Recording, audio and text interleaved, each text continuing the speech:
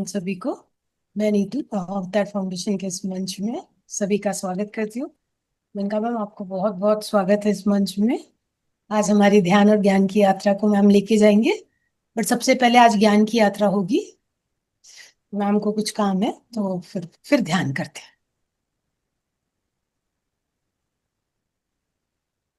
नमस्कार दोस्तों, सभी को प्रबंधन। आज के गीता सेशन में सभी का स्वागत है। भगवत गीता हम हर मंथ करते आ रहे हैं और उसके कुछ मेन मेन श्लोक कर रहे हैं। और मेन मेन श्लोक करने का उद्देश्य यही है, हम उसको समझे कि ये हमारे लिए क्या है, हमें इसे क्यों पढ़ना चाहिए, इसमें है क्या हमारे लिए। बस यही उद्देश्य है, हम सीखें हमारे शास्त्रों को कि उसमें हमारे लिए कैसा ज्ञान है, क्या है, उसकी गहराई को हम जानें और उसके द्वारा हम अपने आप को उस पढ़ते हुए वहां तक इस ले जाएं।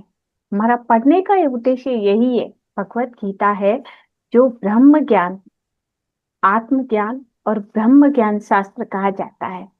और हम सभी यहाँ पे प्रतिदिन ध्यान करते हैं और यही चाहते हैं, अपने आप स्वयं का ज्ञान और ब्रह्म ज्ञान, मोक्ष की यात्रा पे हम सभी हैं। तो इसके लिए जरूरी है कि हम सभी लोग इसको पढ़ें और समझें, इस तरीके से समझें कि हम अपना जीवन इसमें रूपांतरित करते जाएं। यही हमारे लिए सबसे अधिक मुख्य है भगवत गीता को पढ़ने के लिए। कारण इसके मुख्य मुख्य श्लोक में आज हम करेंगे अध्याय 5 को। अध्याय 5 का नाम है कर्म संन्यास योग। कर्म संन्यास क्यों कहा गया है? भगवान तो कहते हैं कर्म करो। कर्म संन्यास इस ज्ञान का अध्याय का नाम है। क्या हमें कर्म छोड़ देनी चाहिए? क्या हमें कर्म से संन्यास लेना चाहिए? कहाँ संन्यास की बात हो रही है, इसे हमें समझना चाहिए। संन्यास वास्तव में क्या है, इस चीज को हम समझें। यही है भगवत गीता के 5वें अध्याय में। तीसरा अध्याय भी यही था कि कर्म संन्यास योग, कर्म योग था वो। और 5वां अध्याय है कर्म संन्यास योग।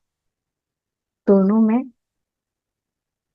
क्या डिफरेंस है, दोनों में हमें क्या समझना है, ये हम समझेंगे इस अध्याय में 5। इसमें अध्याय 5 शुरू होता है अर्जुन के एक सवाल से। अर्जुन सवाल करते हैं। अर्जुन की स्थिति हम सबको पता है, बहुत ही संशय में, कुछ बात समझ नहीं आ रही है उन्हें क्लियरली, वैसी स्थिति अर्जुन की है।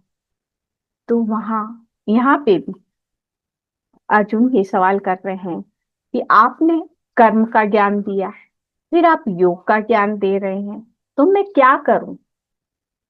है ना? जब हम बहुत संशय में होते हैं ना, तो हमको ऐसे लगता है भाई फटाफट बता दो हमको करना क्या।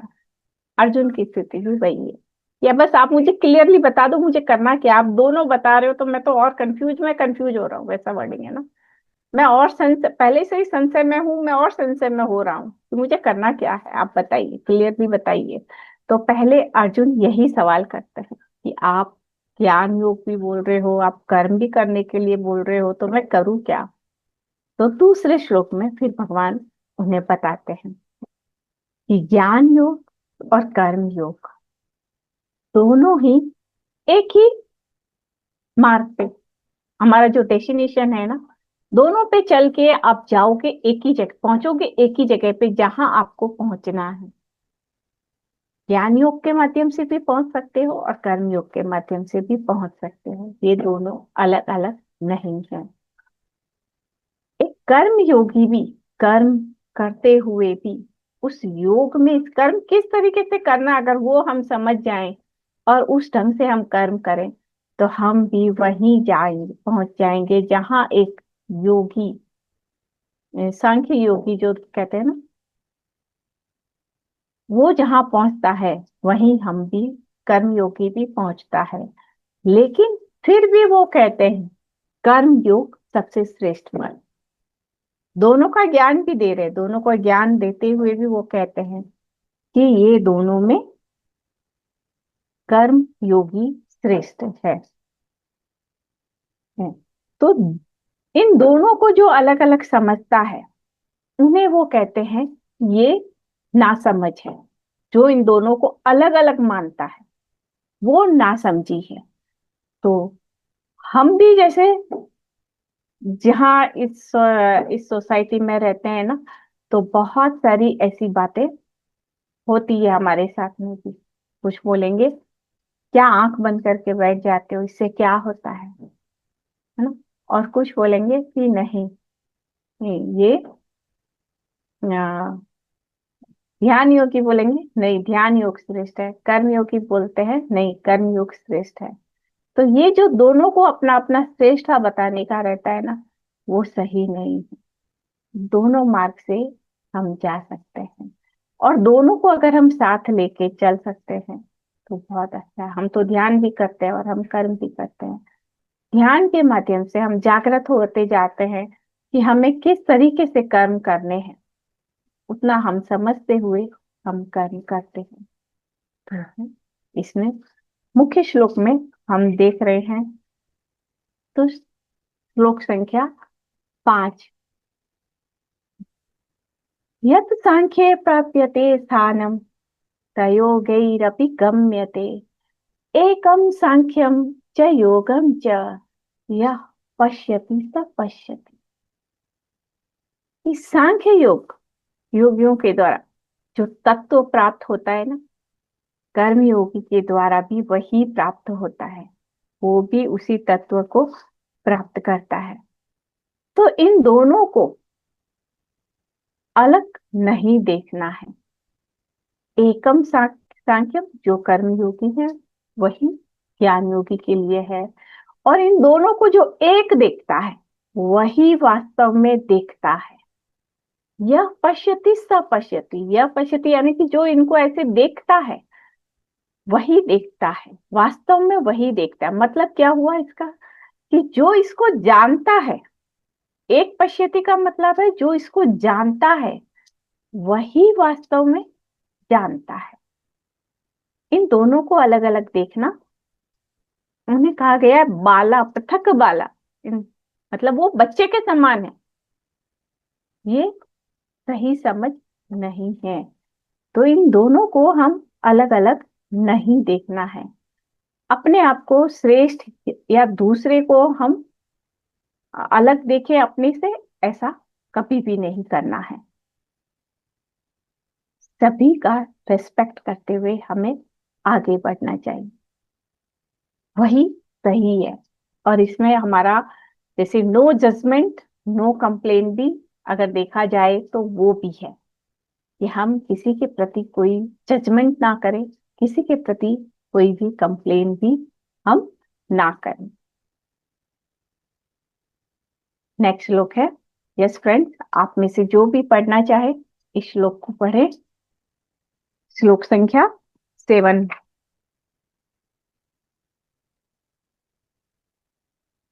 अपने आप को अनम्यूट करके आप लोग पढ़ सकते हैं।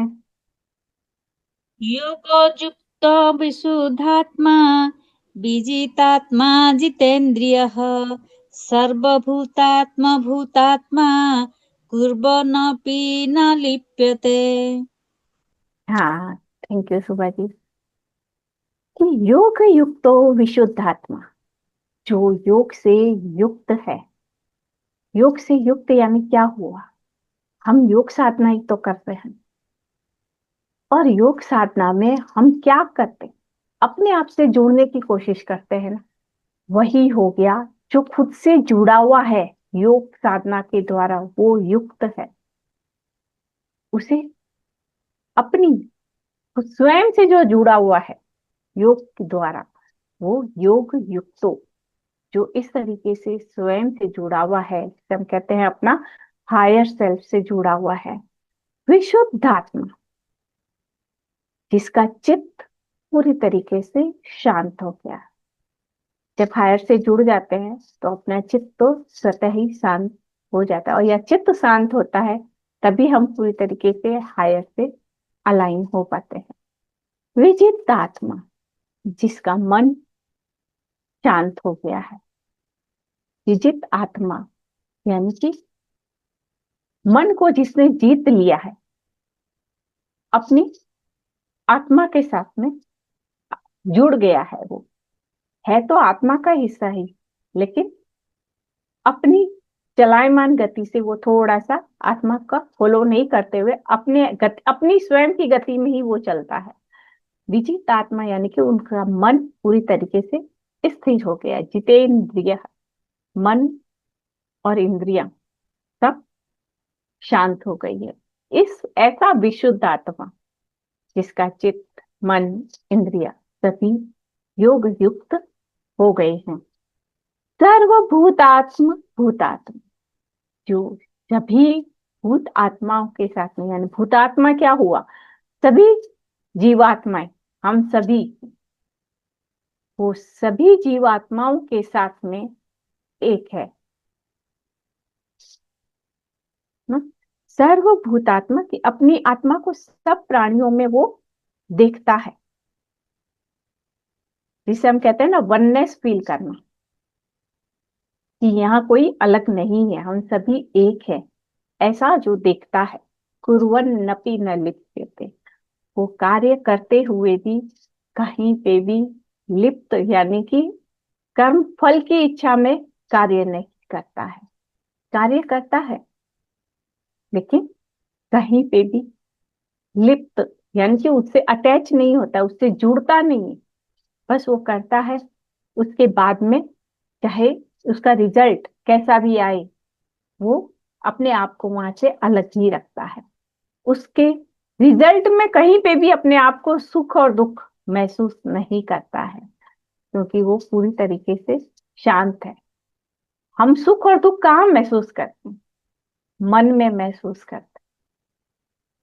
जब मन पूरी तरीके से शांत हो गया है, तब वो क्या सुख और दुख महसूस करेगा? वो नहीं करेगा, वो अपने इंट्यूशन के द्वारा कार्य करता है। और सर्वभूतात्मा भूतात्मा, जो सभी भूतात्माओं में स्वयं स्वयं को ही देखता है, तो वो क्या किसी और के लिए कार्य कर रहा है? नहीं, वो खुद के लिए ही कार्य कर रहा है। जो भी कार्य करता है वो स्वयं के लिए ही कर रहा है। जब हम स्वयं के लिए ही कार्य करते हैं तो हम क्या किसी कर्म में लिप्त होंगे? हमारा एक हाथ इस हाथ को हेल्प करता है, तो क्या वो कुछ ऐसे बोलता है कि मैंने इसको हेल्प किया? एक हाथ दूसरे हाथ को हेल्प नहीं करता है ना। वैसे ही जब हम एक सभी में अपने को ही देखते हैं, तो हम क्या किसी को हेल्प करेंगे? हम तो अपने लिए ही काम करते हैं। वही होता है। तो जब अपने लिए ही सारा कर रहे हैं, किसी कोई दूसरा है ही नहीं, तो क्या सुख होगा, क्या दुख होगा, क्या मान होगा, क्या अपमान होगा? कुछ भी नहीं होगा। तो हमें अपनी योग साधना के द्वारा, योग में प्रतिदिन ध्यान करते हुए योग में अलाइन होना है, तो हम किसी भी बंधन में नहीं बंधेंगे। नेक्स्ट श्लोक देखते हैं।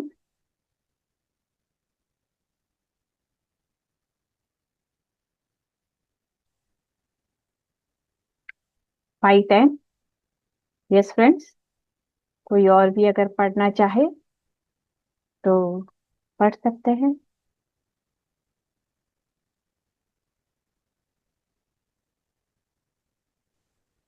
ब्रह्मण्याध्याय कर्माणि संगत्वक्ता करोति जः लिप्यते न स पापेन पद्मपत्रामिवाम्भसा। हम्म हमने फोर्थ अध्याय में एक श्लोक देखा था कि सब कुछ ब्रह्म ही है। एक हवन कुंड का उसमें एग्जाम्पल भी दिया गया था कि जो अग्नि है वो भी ब्रह्म है, जो आहुति है दे रहे हैं वो भी ब्रह्म है, जो आहुति करने वाला है वो भी ब्रह्म है, जो आहुति जो हम जिसके लिए दे रहे हैं वो भी ब्रह्म है। सब कुछ ब्रह्म ही है।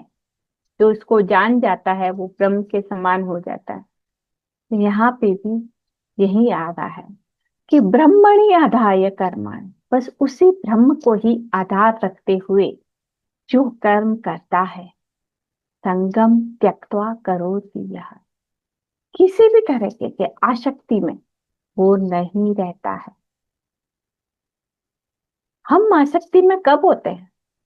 जब हम अपने लिए काम करते हैं, कि मैं अपने यानी कि बस मेरे अपने सेल्फ सेटिस्फेक्शन के लिए जब हम काम करते हैं ना, कि मुझे ये चाहिए, और उस सेटिस्फेक्शन को पूरा करने के लिए जब हम काम करते हैं, तो वो ब्रह्मणि आधाय कर्माणि नहीं होता है। कि जो हम कार्य करें सेवा रूप में करें, ये सबसे मुख्य कार्य है कि हम उनके लिए कार्य कर रहे हैं। जो इंट्यूशन को हमें मिला है उसे फॉलो करते हुए हम जो कार्य कर रहे हैं वो ब्रह्मणि आधाय कर्माणि, उसी को ही आधार रखते हुए हम कर्म करते हैं। किसी सभी तरीके की आसक्तियां स्वतः ही मुक्त हो जाती है। कुछ करना नहीं होता है, हमें कुछ छोड़ना नहीं होता है। अपने मार्ग में जब अपने डेस्टिनेशन देख के हम आगे बढ़ते हैं, कोई गाड़ी में जा रहा है और आगे बढ़ते हैं, तो क्या कोई हम ऐसा बोलते हैं कि अब वो स्टेशन हमने पीछे छोड़ दिया? ऐसा नहीं बोलते हैं ना, हम तो आगे बढ़ रहे हैं, आगे ये आगे जा रहे हैं। बस वही होता है ना, हम आगे जाते जाते हैं, हम कुछ छोड़ते नहीं है। उस मार्ग पे चलते हुए स्वतः ही पीछे वो छूट जाते हैं। ऐसे ही हमारी जो जैसे कहते हैं ना डिटैचमेंट करना, हमें ऐसे कोई डिटैचमेंट करने की आवश्यकता नहीं होती है। बस हमें फोकस अपना कहाँ जाना है वहां अगर हम रखते हैं, तो हम स्वतः ही उस डेस्टिनेशन तक पहुंच जाते हैं। और जो वहां नहीं पहुंचना होता है ना, जो हमारी हैबिट्स, वो स्वतः ही छूट जाती है। लिप्यते स न पापेन पद्म पत्र इवं भजा। एक बड़ा ही सुंदर एग्जाम्पल के द्वारा ये बताया जा रहा है हमको कि जिस तरह कमल कीचड़ में खिलता है, हमने सबने देखा है, और उसका जो पत्ता होता है वो पानी के ऊपर तैरता रहता है। उस पत्ते पे ऊपर में पानी अगर गिर जाता है ना, उस पत्ता टेढ़ा होता है और उससे पानी ऐसे ही निकल जाता है। वो पानी अलग ही रहता है और पत्ता ऊपर में ही तैरता रहता है। पानी में ही रह रहा है, उसी पानी में रह रहा है, लेकिन उस पानी में रहते हुए भी वो पानी से अटैच नहीं है। तो यही चीज हमें अपने जीवन में भी सीखनी है। प्रकृति हमें सिखा रही है कि सभी कार्य करता करना है हमें, लेकिन कार्य करते हुए हमें कहीं पे भी लिप्त नहीं होना है। जैसे कमल का पत्ता अपने पानी के बूंद को भी साइड से निकाल देता है, उसके ऊपर गिरता भी है तो वो निकाल देता है। वही चीज हमें सीखनी चाहिए कि हमें कर्म करने हैं, लेकिन उनके फल से लिप्त नहीं होना है। अपने हायर के साथ में जब हम अलाइन हो जाते हैं, तब तो हम कभी भी नहीं होते हैं अटैच किसी भी कार्य से। तो हम बस एक ही जगह पे फोकस रखें कि मैं अपने स्वयं को जानूं कि मैं क्या हूं, मैं कौन हूं। ये सवाल प्रतिदिन ध्यान में हम करते जाएं, और ऐसा करते रहेंगे तो हम स्वयं को जान भी पाएंगे कि हम क्या हैं, हम कौन हैं। यही हमारे जीवन का उद्देश्य है।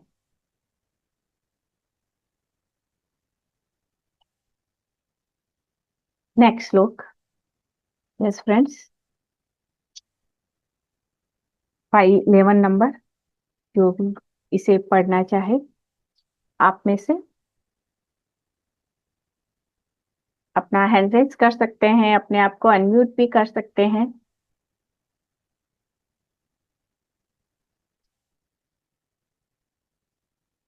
कोई है जो ये श्लोक को पढ़ना चाहता है? कायेन मनसा बुद्ध्या के केवलैन्द्रियैरपि योगिनः कर्म कुर्वन्ति संगं त्यक्त्यात्मशुद्धये। हाँ,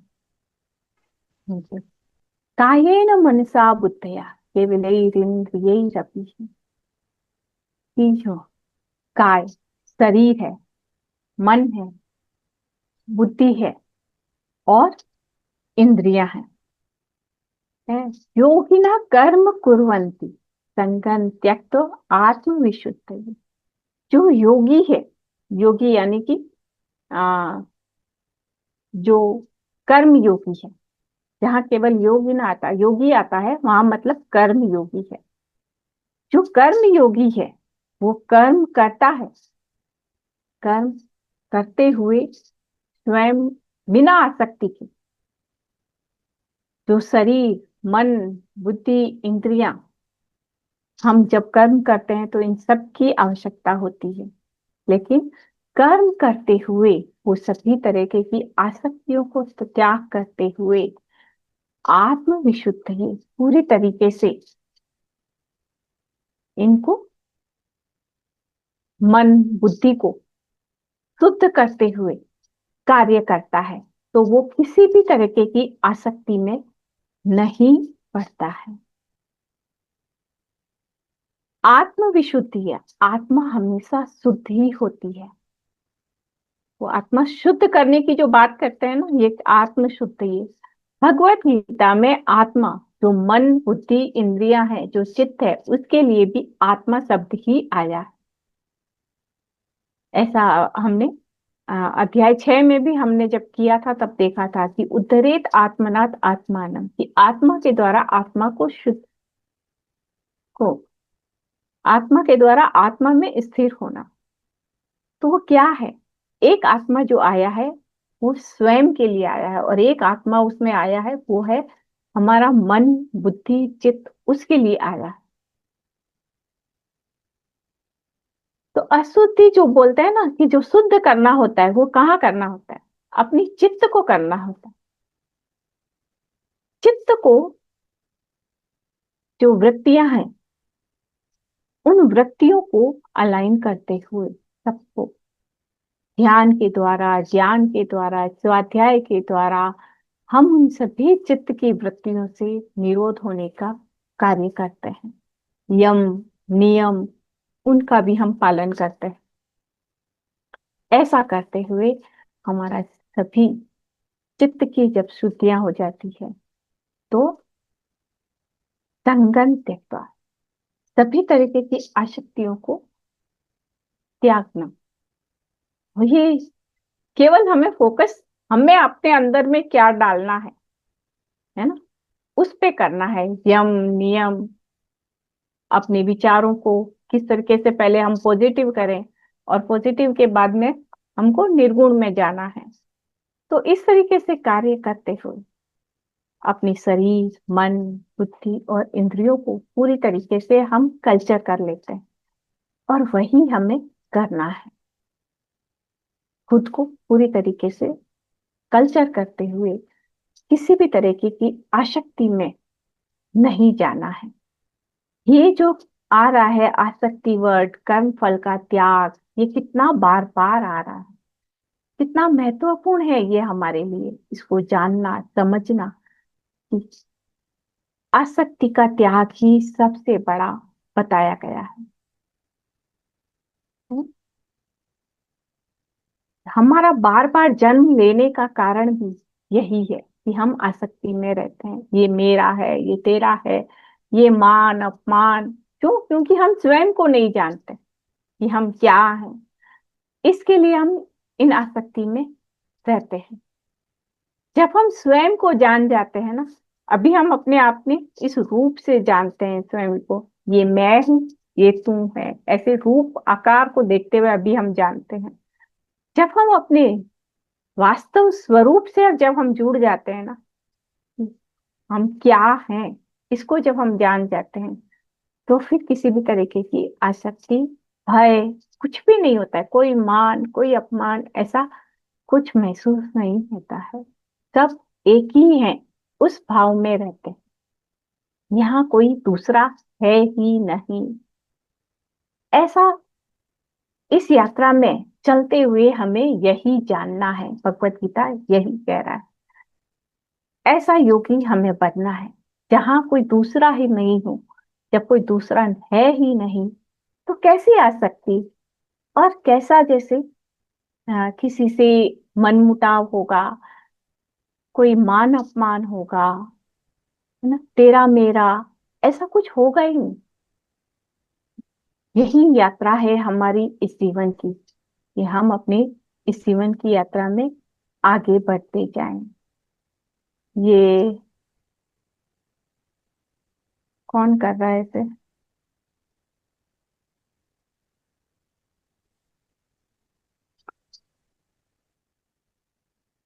ये एक श्लोक और देखते हैं, उसके बाद में ध्यान की यात्रा में चलेंगे।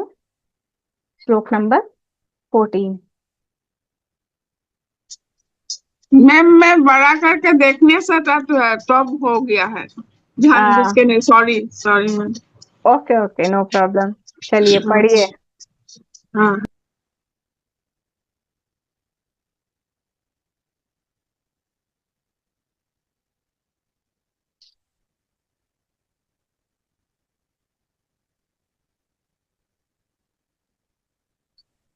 यस, कौन पढ़ना चाहता है 514 नंबर श्लोक? जो भी न इसे पढ़ना चाहते हैं। कृतो न कर्माणि लोकस्य सृजति प्रभुः न कर्मफलसंयोगः स्वभावस्तु प्रवर्तते। हाँ, थैंक यू। अभी कल फिर जो गीता का सेशन होगा ना, आप लोग आगे के श्लोक पढ़ के आइएगा। सभी लोग पढ़ेंगे। पढ़ने से हम ज्यादा सीखते हैं, हमारे अंदर ज्यादा उतरता है इसको बोलने से। यहाँ किसी का कोई जजमेंट नहीं है। हम कभी भी एक ही दिन में नहीं चलते, चलते चलते ही हम चलते हैं। तो सभी लोग आगे के जो श्लोक हैं वो पढ़ के आइएगा और सभी अपनी भागीदारी देंगे। ठीक है। न कर्तृत्वं न कर्माणि लोकस्य सृजति प्रभुः न कर्म फल संयोगम स्वभावस्तु प्रवर्तते।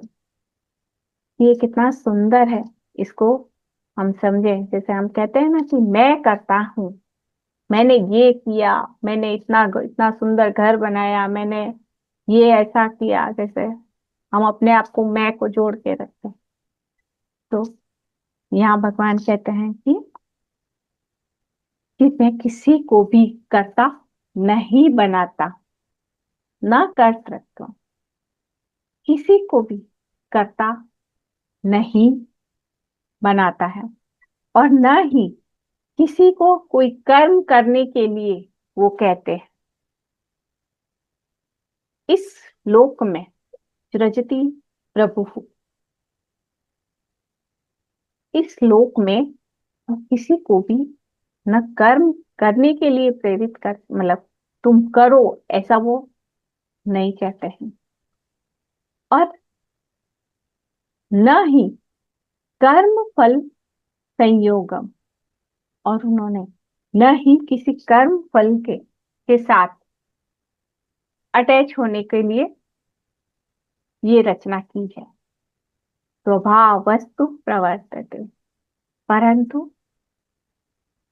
हम क्या करते हैं, हम सबसे जुड़ जाते हैं कि मैं करता हूँ, मैं फल भोगता हूँ, है ना, मैंने किया, इन सब से हम जुड़ते हैं। लेकिन यहाँ इस श्लोक में भगवत गीता में ये कहा जा रहा है कि न कर्तृत्व, मैं कोई कर्म का रचना, यानी कि ना तो मैं किसी कर्म का निर्माण करता हूँ, ना ही मैं किसी कर्म करने के लिए प्रेरित करता हूँ, और ना सिर्फ ही किसी के फल के साथ सहयोग करने का करता हूँ। ये जो कुछ भी हो रहा है ना, वो प्रकृति के द्वारा ही हो रहा है। प्रकृति जो है, जो तीन गुण है, इन गुणों के द्वारा प्रकृति कार्य करती है। सत्वगुण, रजोगुण, तमोगुण, इन तीनों गुणों के द्वारा ही प्रकृति कार्य करती है, और हम इन तीनों गुणों से प्रेरित होकर कार्य करते हैं। जब हम निर्गुण अवस्था में आ जाएंगे ना, तब पता चलेगा कि प्रकृति इन तीन गुणों से किस तरह से कार्य करती है। अभी हम प्रकृति के इन गुणों के बहाव में है, जिसे कहते हैं ना मैट्रिक्स कहा जाता है, कि हम मैट्रिक्स में हैं, माया में हैं। तो हम इन तीन गुणों में हैं। देखिए, हमें जानना है कि हम किस तरीके से अपने आप को कहीं पे भी न बांधे, स्वयं को इन सभी बंधनों से दूर रखें। कर्म फल का संयोग, कोई हमको काम किया, थैंक यू भी नहीं कहा, सोचते हैं ना, किसी ने थैंक यू भी नहीं कहा, इतना किया, अरे हमने तो उसको इतना दिया, उन्होंने रिटर्न में इतना ही दिया, तो वो भी एक बंधन है। अगर हम ऐसा सोचते हैं, वो भी एक बंधन है। तो हमें ऐसे किसी भी बंधन में, छोटे से छोटी बातों में भी नहीं बंधना है। बहुत से लोगों का होता है, अपने बच्चे से भी कितना एक्सेप्टेशन रखते हैं, अरे बच्चे हैं, मेरा तो काम करेगा, मेरा इतना कहना मानेगा। क्यों मानेगा? मतलब आपको एक केयर टेकर दिया है, भगवान ने आपको केयर टेकर बनाया है उसका। एक केयर टेकर क्या करता है? अगर एक बच्चे की अगर हम नैनी रखते हैं, तो वो नैनी क्या करती है? केवल उसका केयर करती है।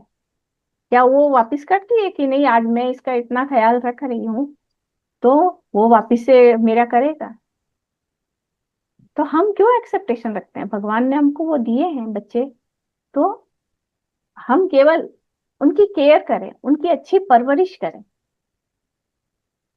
अगर उनसे भी हम वापस उम्मीद रखते हैं ना, तो वो भी सही नहीं है, वो भी नहीं रखनी चाहिए। लेकिन हाँ, उन्हें इतनी नैतिकता देनी चाहिए, उतनी शिक्षा हमें देनी चाहिए कि वो जो भी करे अपने दिल से करे। अपने पेरेंट्स के प्रति उनकी जो ड्यूटी है, जो वो दिल से करते हैं ना, हम नहीं करवाएं। हम अपने मन में किसी तरीके की कोई इच्छा ना करें। अगर वो करते हैं, हम उन्हें कैसी केयर करते हैं, कैसी शिक्षा देते हैं, उसके अनुसार वो करते हैं, वो अच्छा होता है। वैसा ही होना चाहिए। उनसे भी हम कर्म उम्मीद रखते हैं, तो वहां पे भी हमने जो कर्म किया, उनको पढ़ाया लिखाया परवरिश की, और हम भी वहां पे वापिस उम्मीद कर रहे हैं, वो भी नहीं करना चाहिए। तो उनमें भी हमें नहीं बनना चाहिए, वो भी कर्म फल है। ओके फ्रेंड्स, आज के रिलेटेड किसी को कोई सवाल करना है? यस।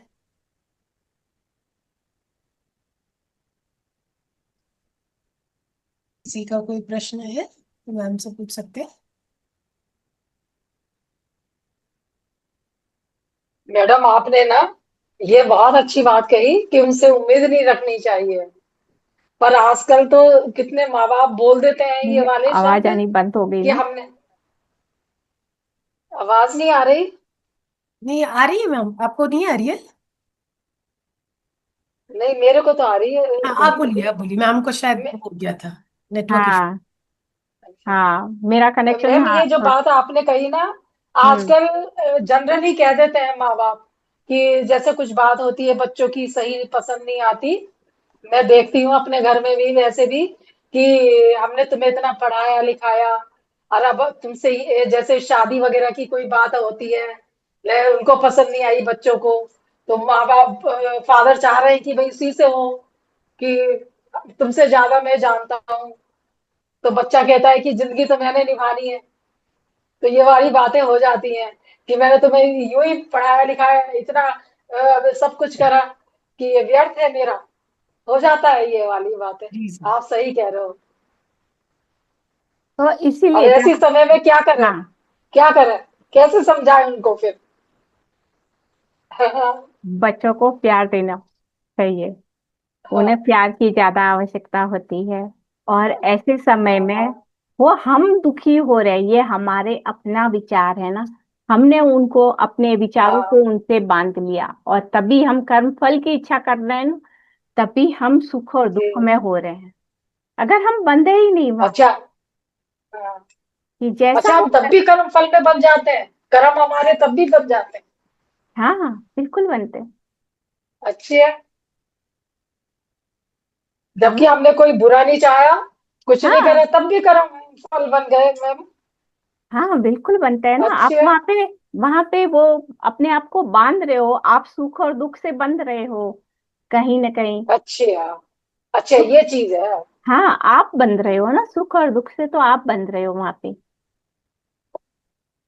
अगर आप कोई तरीका का एक्सेप्टेशन रखे ही नहीं उनसे, कि हाँ मैंने अपनी ड्यूटी पूरी तरीके से की है, जो मुझे करनी चाहिए थी मेरी तरफ से, वो मैंने अगर पूरी की जी। है, बस फिर छोड़ दो। फिर वो आपका केयर करे ना करे, सबसे बड़ा कौन केयर करता है ये बताइए। आपको भी वो केयर करने की वही है शक्ति इशू। कहाँ से मिली ये बताइए। हम्म, हम्म, आपने सही बच्चों की कह रहे हैं परवरिश आप। की ना, तो क्या आपने ही की बच्चों की हाँ। परवरिश? नहीं, नहीं। हाँ, तो ये चीज हम पहले हम समझें। बहुत बड़ी, करने वाला हमसे करा रहा बहुत है वो। बड़ी चीज है ये। हाँ, जी। जी। तो अगर थैंक हम यू मैम। अपने आप को समझें इस चीज को ना, कि कितना हम खुद अपने आप को बांध के रखते हैं, कोई दूसरा नहीं बांधता है हमको। हम अपने विचारों से खुद ही बंधे हुए होते हैं। सही कह रहे हैं मैम आप। Thank you. मतलब मैम बच्चों को ऐसा थैंक यू छोड़ मैम। देंगे तो लोग तो कुछ भी मनमानी करेंगे, ऐसा ऐसा नहीं नहीं, लगता? ऐसा हाँ। नहीं, नहीं है। ऐसा नहीं। बच्चे, छोटे बच्चे होते हैं ना, हाँ, मैं अभी मैं मेरा तो बच्चा 9 में पढ़ता है, 10th में पढ़ता है। और मेरे को ऐसा डर लगता है कि पढ़ाई से ध्यान भटक जाएगा, तो तुम ये नहीं करो, तुम ये नहीं करो, ऐसा सब तो चलते ही रहता हाँ। हाँ, देखो, वो क्या होता है कि आप आध्यात्मिकता में आप आ गए हो, है ना, लेकिन अभी वो बच्चा है। आप उस बच्चे की जगह जाके देखो, आप अपनी जगह से उस बच्चे को देख रहे हो। है। एग्जैक्टली। इसके लिए आपको वो सही और गलत लग रहा है। आप उस बच्चे की एज में उतर के देखो, आप क्या करोगे और उसको किस तरीके से मोल्ड करोगे। अगर आपको उन्हें कुछ सिखाना भी है ना, तो उनके साथ में उनके दोस्त बन के फिर आप करो, तो आप उन्हें मोल्ड कर पाओगे। हम अपनी जगह पे खड़े रह के कभी बच्चों को नहीं कर पाएंगे। जो हम आध्यात्मिकता में है तो हम बोलते हैं नहीं तुम्हें ये करना चाहिए, ये कर पढ़ना चाहिए, ऐसा नहीं है। जैसे भगवत गीता में भी आता है कि जो लोग सुनने के लिए तैयार नहीं है, समझने के तैयार नहीं है, तो उसके आगे मत बोलो। तो ये शिक्षा सबके लिए है। अभी वो बच्चे हैं, है ना, अभी उनकी जैसे मैंने थियोसॉफी की एक बुक पढ़ते हुए उसमें भी जाना है कि वासनाएं भी आवश्यकता है, जरूरी होती है, कि वो भी जरूरी है। जब बेबी सोल होती है, यंग सोल होती है ना, उस लेवल पे वो भी जरूरी है। उन्हें भी वो सब अनुभव जरूरी है, लेकिन हम उन्हें थोड़ा थोड़ा प्यार से इस तरफ आध्यात्मिकता का, बस जैसा उनका इंटरेस्ट है वैसा हम उन्हें मोल्ड करें। जैसे उन्हें बुक पढ़ने का इंटरेस्ट है, तो वो कैसी बुक पढ़ते हैं, कैसी मूवी देखते हैं, तो आध्यात्मिकता की मूवी भी बहुत सारी है। आप वो उन्हें रिकमेंड उनके साथ में बैठ के देखो, केवल दो मत। आज हम साथ में देखते हैं, उनके साथ में वैसी मूवी देखें, वैसी बुक्स उन्हें दें। तो ऐसा करते करते हम धीरे धीरे उन्हें ये मार्ग भी बता सकते हैं तो थोड़ा हमें बहुत धैर्य चाहिए उसके लिए। जी ma'am, thank you ma'am. Thank you. Yes friends, किसी और का कोई सवाल है आज से रिलेटेड? कुछ समझ नहीं आया है, कुछ समझना है, या आपका भी कुछ शेयरिंग है तो आप लोग बोल सकते हो।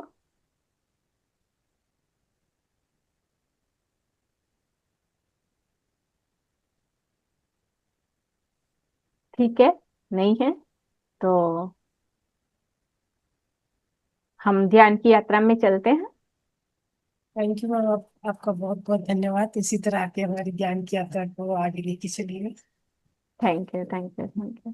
ओके। ज्ञान की तरफ चलते हैं। हाँ, सभी लोग एक आरामदायक आसन पे बैठ जाएं। अपने स्पेक्स को रिमूव कर लें। म्यूजिक आप शेयर करेंगे? जी चलिए मैम, मैं कर देती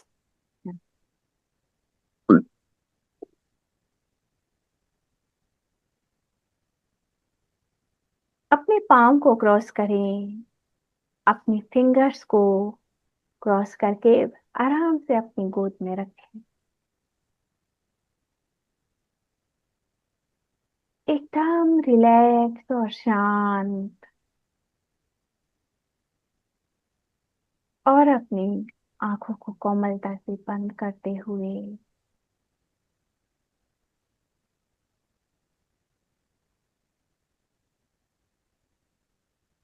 अपनी नेचुरल श्वास, कुछ भी नहीं करना है। ध्यान बेहद सरल प्रक्रिया है। हम कहीं पर भी बैठ सकते हैं, सोफा पे, फर्श पे, या अपने बेड पे। बस हमारा आसन सुखद होना चाहिए। ऐसे सुखद आसन पर हम बैठ जाएं और अपनी सांसों को बस देखना है। हमारी सांसें जो निरंतर चलती ही रहती है, उसे देखते जाना है।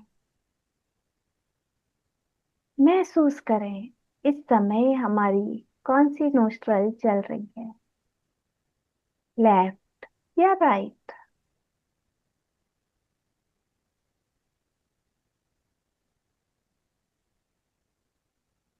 बस महसूस करना है, कुछ भी परिवर्तन नहीं करना है। अपनी हर श्वास से जुड़े रहे। अपने इनहेल और एक्सहेल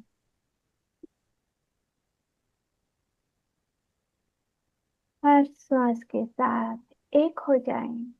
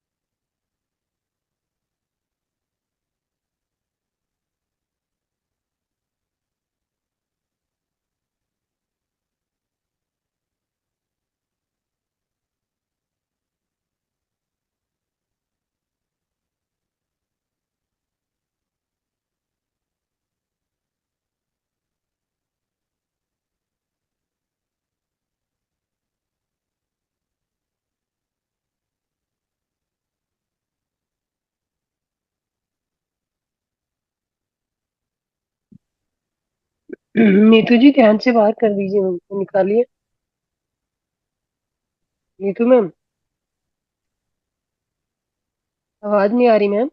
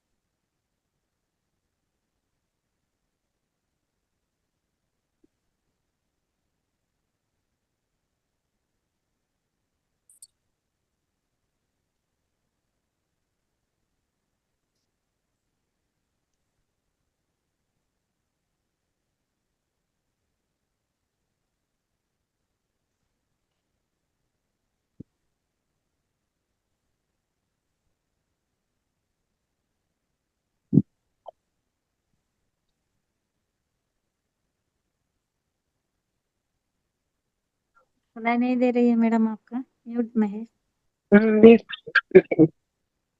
हेलो। सुनाई। ये सब आई आवाज।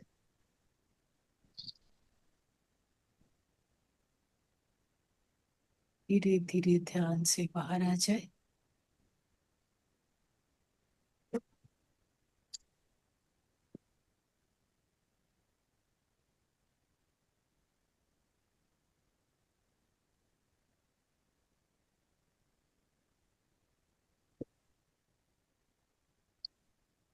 किसी को अपना अनुभव शेयर करना है तो मैम के साथ कर सकते हैं।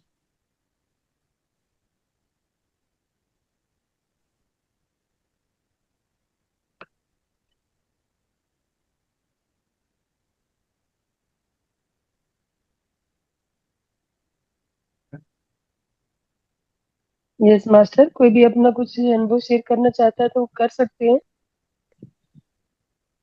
क्या आवाज सुन पा रही मेरी? यस मैम, आपकी आवाज आ रही है। तो मास्टर किसी को नमस्ते। जो नो, भूतात्मा बोल के बोल रही है ना मैडम, गीता में भूतात्मा क्या है? सर्वभूतात्मा। हाँ।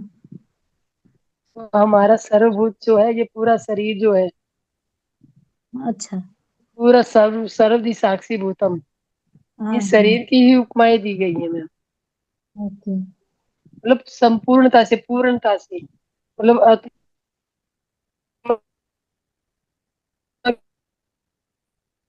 के अलावा कुछ आपका आवाज भी सही नहीं आ रही है नहीं मैडम। है। मैम आपका वॉइस थोड़ा थोड़ा ब्रेक हो रहा है। ब्रेक हो रही है, हाँ। आप तो वीडियो विष्णु बंद कर दीजिए, चलेगा। विष्णु सहस्त्र नामों में भी है भूतात्मा परमात्मा च मुक्ता नाम परमागति ही बोल के है विष्णु सहस्त्र नाम में। तो भूतात्मा क्या है? उपाध्याय सर, मालूम है? बताइए। संपूर्ण मैम, आत्मा सर्वभूत आत्मा कहते हैं मेरी। हाँ तो मेरी आत्मा ही। अच्छा। तो ये कहते हैं कि मेरी आत्मा ही मैं मम आत्मा ही सर्वभूत आत्मा। मेरी आत्मा जो है वो सभी में व्याप्त है। उनका हाँ। कहने का ये तात्पर्य है। और वो ओके। खाली भूत मत दीजिए, सर्वभूत आत्मा पूरा सेंटेंस बोलेंगे तभी उसका मतलब समझ पाएंगे। यानी कि भूत बोलेंगे तो जैसे आम भाषा में जो भूत बोलने वाली बात है वो भूत आएगा। और सर्वभूत आत्मा मतलब सर्वभूत पूर्ण संपूर्णता से मेरी ही आत्मा सब में व्याप्त है। अच्छा, ओके मैडम। जी।